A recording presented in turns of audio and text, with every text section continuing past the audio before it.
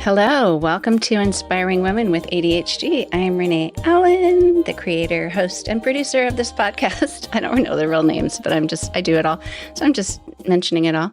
But welcome. I'm glad to be here today. My voice may get rattly. I have had some throat thing for like 2 weeks and I keep waiting for it to go away and it's just there. So hopefully you'll be able to hear me just fine. Today, I want to talk about your gift-giving personality. I know there are love languages. I've never read the book on love languages. Isn't there one? Seems like that came out after I'd already been married for a while. I've been married now almost 37 years, coming up in a few weeks. And it seems like by the time my oldest daughter got married, people talked about love languages, about how some people express love through words, affirmations. I don't know them all. I'm sure you know them better than I do. But from that, I understood gift giving better because it's true that some people love to give gifts. They're really good at it. Other people feel a lot of stress in giving gifts, like Christmas time, birthday gifts, that sort of thing. And what is meaningful to one person isn't always meaningful to another person. But I think for the most part, we do. And since we're in the season of Christmas, the holidays, some of you may celebrate Hanukkah. I don't know, all the religious holidays that go along at Christmas time. I know there's more than 1, 2, 3. I don't know. I've mostly been around people who celebrate Christmas, so that's my tradition. And I love the gift giving aspect of it. I know that it can get commercialized and all that. Sometimes I do make gifts.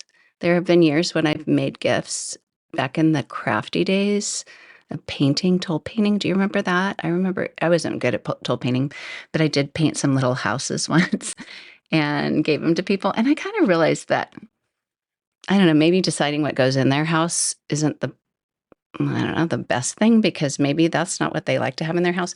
But if you buy something that's a Christmas decoration, then maybe they're more likely to put it up. I don't know. But there's homemade things. I've made bracelets for people, those rice bags that you heat up in the microwave. But I'm really not crafty. I'm not a seamstress. And most of the time,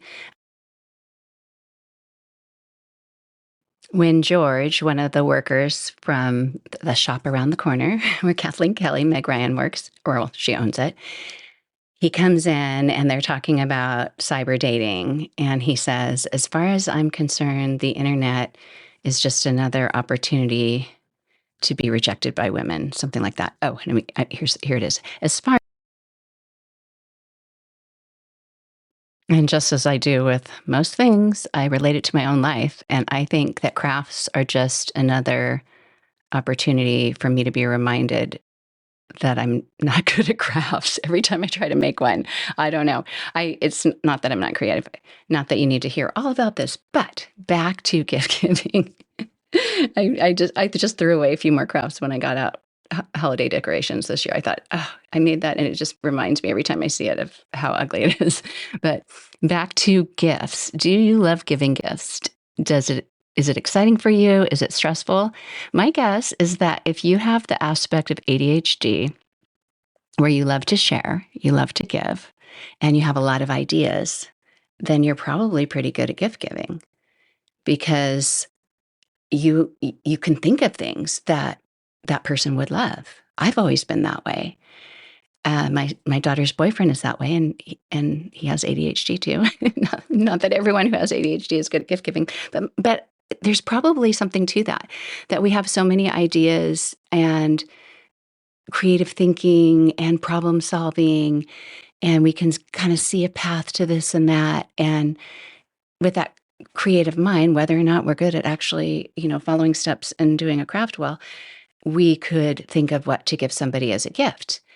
And sometimes that can be wonderful. And sometimes, for me anyway, it can end up costing a lot of money because I'll buy one gift and then I'll think of something else, and then I'll think of something else, and then I'll think of something else.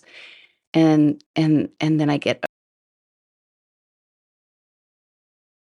But if you're able to control that, maybe save the other idea for another time, another holiday, or just not do it. Have that.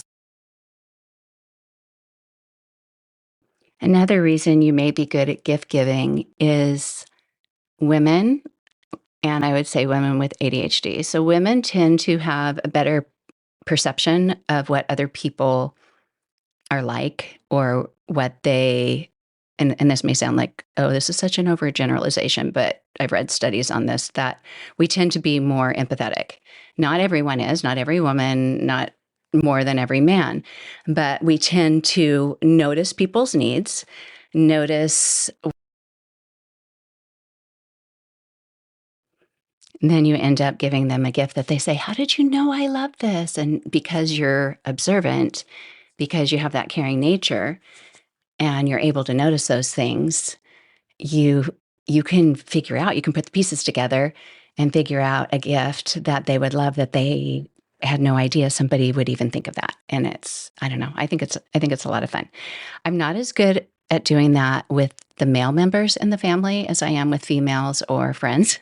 But it seems like my father-in-law, that was always a hard one. My grandpa, my husband, you find, I don't know if you find this, I get into the same patterns of getting him clothing. And I know a lot of couples, the husband might already buy himself what he needs when he needs it, or the wife, the woman buys herself what she needs. And so it's like, why are we giving a gift? We're trying to guess what the other person wants. And, we can overanalyze that. But I think it's still fun to give something, even if it's just a practical gift. I know some people want more, what do you call them? Not emotional, but sentimental gifts. That doesn't matter as much to me at all. I've given my husband razors, refills for his Gillette, whatever kind of razor he uses, a 24 pack. That is his favorite thing because then he knows he'll never run out. And I've done it the past probably 4 or 5 years, but I looked and he hasn't been going through them as fast. So I don't think I'm going to spend the money on it this year. He might be, a little disappointed, but maybe not. Maybe not. 37 years of marriage, I doubt he's really caring about that. But it's funny because when we first got married, I noticed that he would give me things that plugged in to the wall, like that were electric, that were electronics. And I'm kind of like, oh, not cell phone. We had landlines then, a cordless phone, or something like that. And it was kind of fun. But I guess back then I had more of that romantic idea of it. Something sentimental would be nice, but honestly, I don't really care anymore. And then I would get him clothing and I realized he probably wants the things that are electronics and I probably want the clothing. So we just, we just buy what we need for the most part. And then I buy some things and wrap them and put them under the tree because I want him to have presents to open too. And if we end up donating later to the thrift store, so be it. But for the most part, we do all right with that. But how are you doing this holiday season? Have you finished your gift giving or present buying, gift buying, or making? I know it can be a lot. I'm kind of feeling that. And it seems like since Thanksgiving was later this year, it's kind of like, boom, we're here. But at the same time, it feels good. It feels right that Christmas season is beginning and it's December instead of, we still got a week of November and people are, starting to send out their cards or that sort of thing. But so I love that. It feels like the real authentic Christmas season to me right now. And I'm trying to enjoy it and not get overrun by it. And hopefully you are too. Hopefully you're you too. I have a party this evening. So it's kind of silly actually that I'm making a podcast episode a little under 3 hours before the party starts and I'm not ready. but I don't know if you do better like that. I do better sometimes when things are sporadic. And so I thought I'm just going to make this episode now instead of after the party or tomorrow morning. But it's fun to have traditions. And it's also nice to know what to let go of, to notice as you're doing the different parts of, preparing for the holidays. And whether that's decorating, buying gifts, getting ready for traveling, or getting your home ready because people are coming to visit. If you host relatives or you have kids who come home, or if you travel yourself, all of those things that you do, at least for me, the thing that makes it the most special is to hold on to traditions that are important and be willing to let go of the things that are getting in the way. And just evaluating that year after year. And it seems like as I unpack my holiday decorations, my Christmas decorations, I put away the Thanksgiving and fall decorations, which I always hate doing. I do love my fall decorations. I love my pilgrims and things. But as I change and do that each time, I try to get rid of something. I look at something in the box that has never really come out of the box. I look at it and think, oh, I loved it when my son made that in second grade. And I don't really decorate with it, but I want to look at it. Sometimes I'll hold on to some of those things, but other things like a tag from a gift that I got years ago. Do you hold on to things like that? Sometimes I try to get rid of the broken ornaments or I know I'm laughing because it seems like I should. Anyway, for the most part, I do get rid of broken things, but just trying to streamline as you go and evaluate and recognize that not every tradition has to continue, but recognizing which ones are important. And it's been interesting for me, those of you who are moms, and as your children get older, when they're younger, you create these traditions or you continue the ones that you had when you were little. And some of them you see as the kids really loving, and you keep doing them. And then as they get older, maybe it's not so important for them to do anymore. But it's really interesting for me to find out from them what is so important that I didn't realize. It was just something that maybe just happened. It wasn't a tradition that I actually tried to start. Like my kids all sleeping in the same room on the night before Christmas.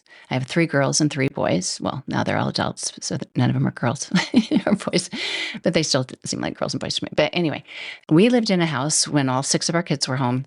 That was a 3-bedroom house, and the bedrooms are big. And maybe some people might think, oh, that's awful to make your kids all be in the same room. But they were fine. The bedrooms were pretty big, and they enjoyed being together. My older daughters, the teenage daughters, they did kind of complain about it because the younger daughter was a lot younger. Like, we need more room.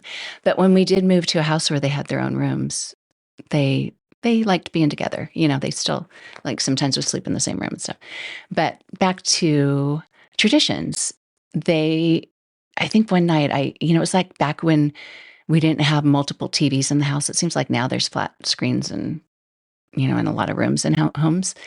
And back then we had our main TV that was kind of in a cupboard because it was big, it wasn't flat. And then we had a little TV with a VCR that you could pop the video in and, carry it around and stuff. We could even plug it into our car. We had a van again, and we'd put it in between the 2 front seats because that was before they had cars that had DVD players and stuff. But anyway, so I think that's probably how it started, is everyone go in this room and I'll put in a Christmas movie that you can watch, as you guys get ready to fall asleep or whatever. I even remember one night they all came together and I just played the Christmas story. I had an audio Christmas story and I played it on a CD and they listened to that. So I think that just made it. So then the next year they thought, let's do that again. Let's do that again. Let's do that again. And so it was interesting when they'd come home from college, they'd all sleep in the same room. And then a few of them got married. They still slept in the same room. And one year on Christmas Eve, this is about 4 years ago. Well, actually, I can think of how long ago it was by which child. It was longer than that. That was when my daughter-in-law was pregnant with Piper. And Piper, I think, is 5. I think she's almost 6. She'll be 6 in January. So my daughter-in-law was fully expecting Piper. Piper was born just a few weeks into January. And everyone not everyone, but all the kids were sleeping in our family room. And they told my son and his wife, you should come sleep in here too. Well, they had already had another child and she was fully pregnant. And my son said, she really needs to sleep on a bed, not on the floor or a couch. And so they moved a twin mattress in that room. It was just wall to wall mattresses and sleeping bags and couches, and just had the door open to my grandson's room or to where he was sleeping so they could hear him. He was in a little porta crib. And that was just really sweet for me to see that tradition was important to him. So important that they talked her into being a part of it, even though, she wasn't part of it to begin with. And they're all going to be here this Christmas Eve. So that's fun. It'll be fun to see how many of them decide to sleep in a room together. But yeah, and it's also interesting to look at your traditions and prioritize, even if you don't want to let go of a tradition, prioritize if you have to do it, like do or die. Maybe you have to do something different one year, and what the priorities are. One year I was met with that challenge. It was, let me think. I know this was many, many years ago, when we were in the house before 2009. I'm trying to remember which Christmas, but I can't. So, Christmas Eve, and it might come back. You know how that happens as you're thinking things through, all of a sudden things click. And it's not that it matters to you. I'm just trying to get it straight in my mind. But Christmas Eve, back in the 2000s sometime, I decided to make pie. Not that I'm good at making pie, but we were going to have Christmas morning the next day and then go to my mother in law's and father in law's. They lived 3 hours away, and go there maybe later that day and have Christmas dinner with them. And so I, I think I said, I'll make an apple pie and a cherry pie, which I don't even like cherry pie, but maybe she said she did, or maybe I just was going to make it because it was red. And I think I bought pie filling. I don't remember. I just remember there were cherry pits when like, I don't know how I knew that. Maybe I had canned cherries. I am so sorry for trying to figure this out in my mind. But I do remember seeing cherry pits. Maybe somebody canned cherries and gave them to me. That's probably what happened. And then I saw, I got to make sure nobody breaks their teeth in this. But anyway, so I'm making pies. It's Christmas Eve. The tree's all lit up. All the kids are in that room. The downstairs bedroom, there was a downstairs bedroom where our daughters slept in, upstairs bedroom where our boys. So they were right off the kitchen, and they're all in their sleeping bags and beds and watching the little movie. And I'm playing Christmas music, making pies, and thinking everything's ready, which is crazy because a lot of times on Christmas Eve, I'm still getting stockings ready and sorting things out and trying to, like, staying up really late. And it just seemed like all was right with the world, and it was all fine. And we got a phone call. My husband got a phone call from his friend who said his wife had just had a baby. She was in the hospital. She'd had a baby a few days before, and she had a C-section. So she had to stay in the hospital longer than they thought she would. And his family had a Christmas party that night. And his wife said, you should go to your family's Christmas party, even though she couldn't go. And he said, I don't want to leave you in the hospital alone on Christmas Eve. I don't want you to just feel, sad and alone and abandoned. And she said, I'll be fine. So, but he called us and said, and it's actually coming back to me which Christmas this was, because we had 5 children at the time. Our youngest was our daughter, and she had chicken pox. And my youngest son at the time had chicken pox. And my older kids had all had it before because they lived in the days of there weren't vaccines for kids having chickenpox. And so they just got it, when other kids got it. But my youngest daughter hadn't had a vaccine. They weren't really suggesting that kids had it when they were young until my youngest son was born, which was another year later. So anyway, back to this. They both got chickenpox, and we're still in the contagious phase, but they were feeling fine. So they were okay. But they really couldn't be around someone in the hospital who who was going to have a baby or who just had a baby. They couldn't be around anybody really that, especially a newborn or anything. So anyway, so my husband comes in, and the kids are all settled. And when you have little kids, when you get them in bed, that is such a nice time of day. It is such a relief. And especially when they're asleep, you go and you go, oh, they're so cute. Like, honestly, children who are sleeping are so beautiful, so beautiful. And it's not just because it's a relief that they're asleep, but it's peaceful and they're so beautiful. And anyway, they weren't asleep yet, but we were getting there. It was that part of day, Christmas Eve. Lots had been going on. We were all excited. I'm making the pies. My husband comes in and says, we need to drive down to the hospital and visit Carrie. Well, this is like a 25-minute drive. Well, not that that matters. I mean, putting kids in the car anyway is a lot, and they're already in their pajamas and everything. And I'm thinking, but I'm making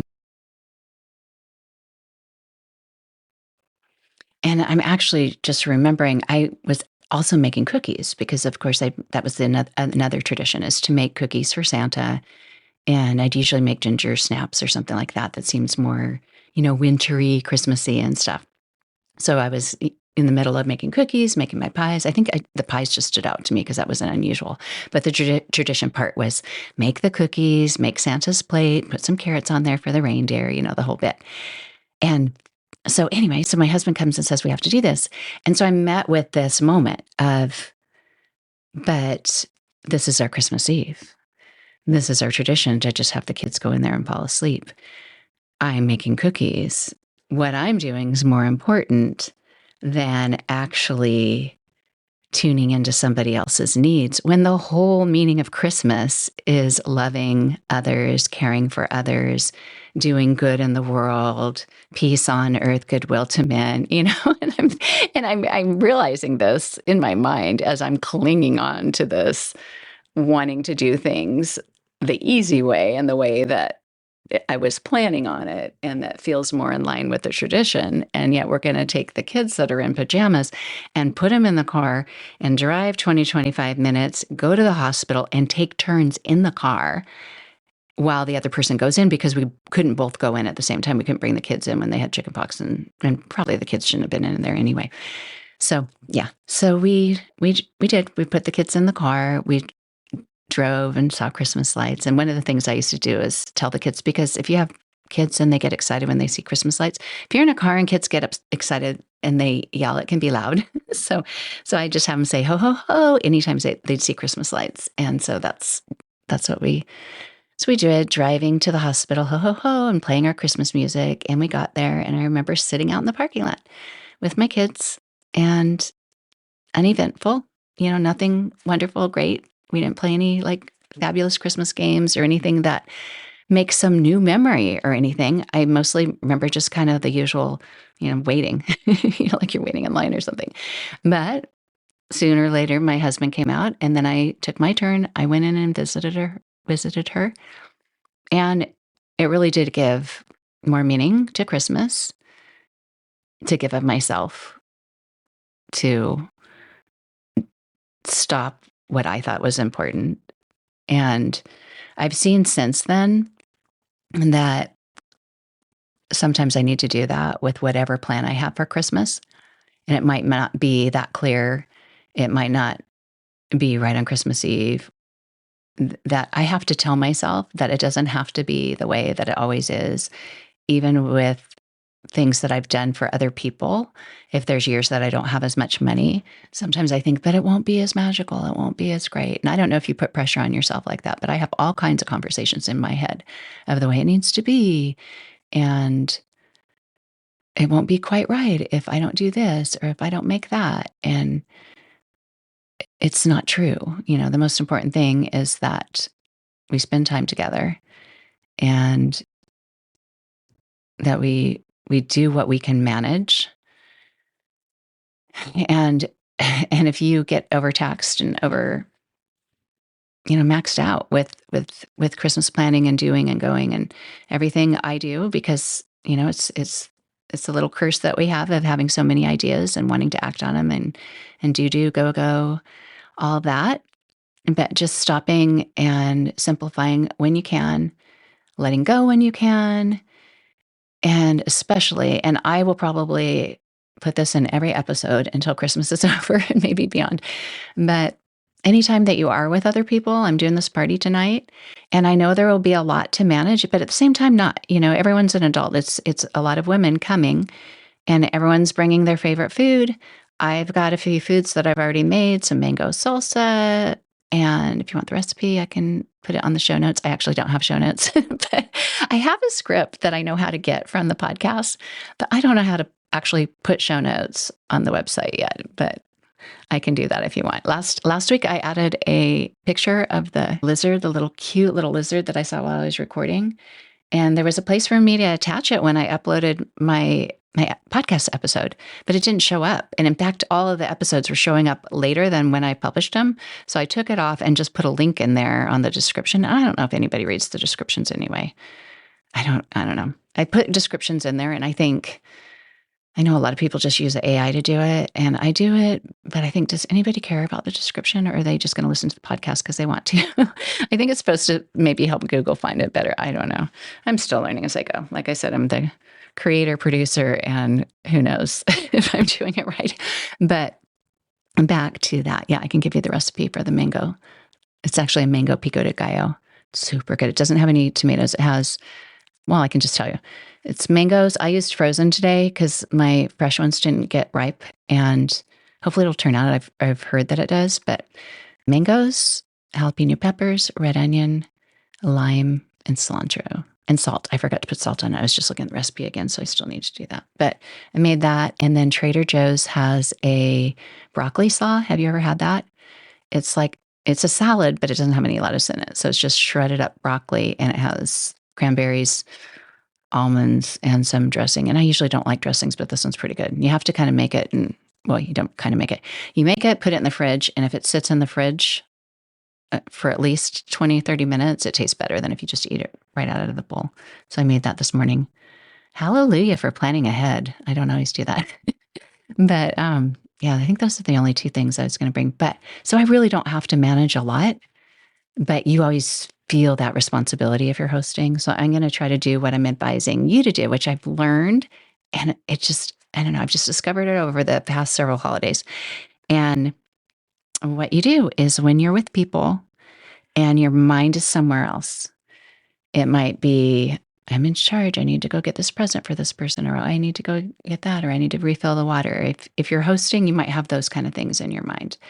Or if you're just there, you might be thinking about other people and what they might think of you, or I should go talk to that person, or whatever your next plan is, or I need to leave at this time.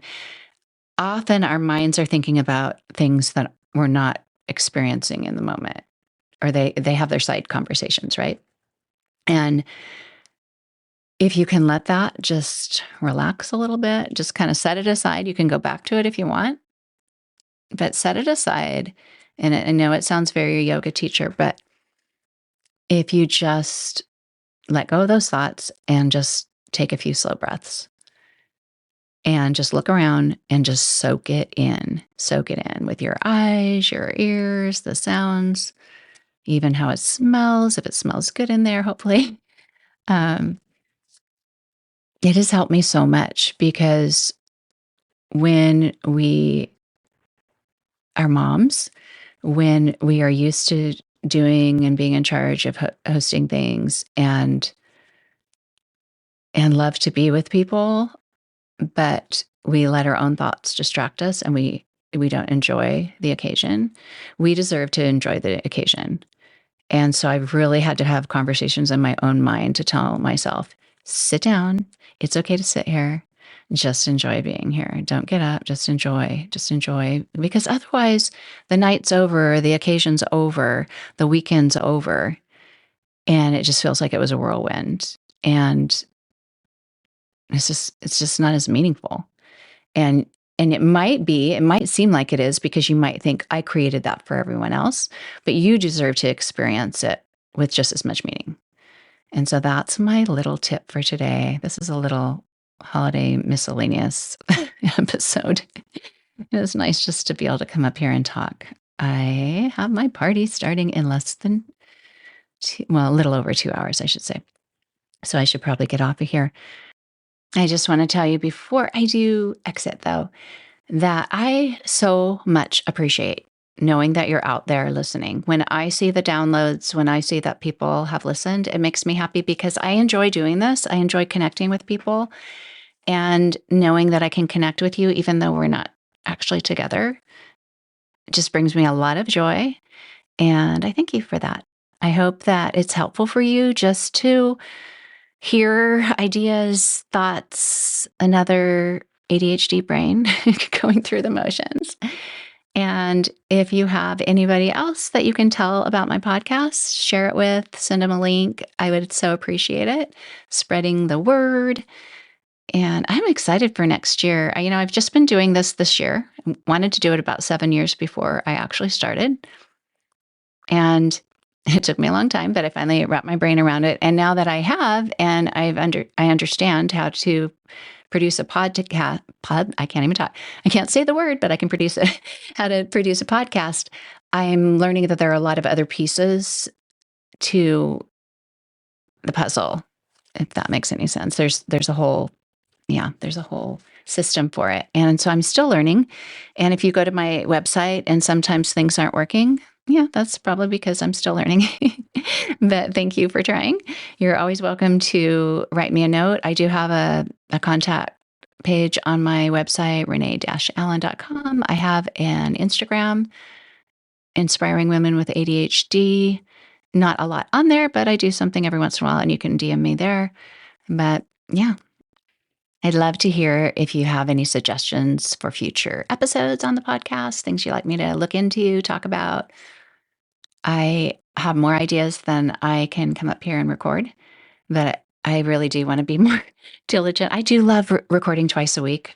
I'm just a bit off with being sick and stuff the past few weeks, but I'll get back. And my voice has actually done really well. I'm encouraged by this. Maybe tomorrow, this whatever's been in my throat will be gone. That would be lovely. That would be lovely. But thank you so much for being here. Have a wonderful rest of your weekend, and I will be back next week. Bye. Open windows, broken shadows. Frozen dreams are left for tomorrow. Without a cause, no time for a pause.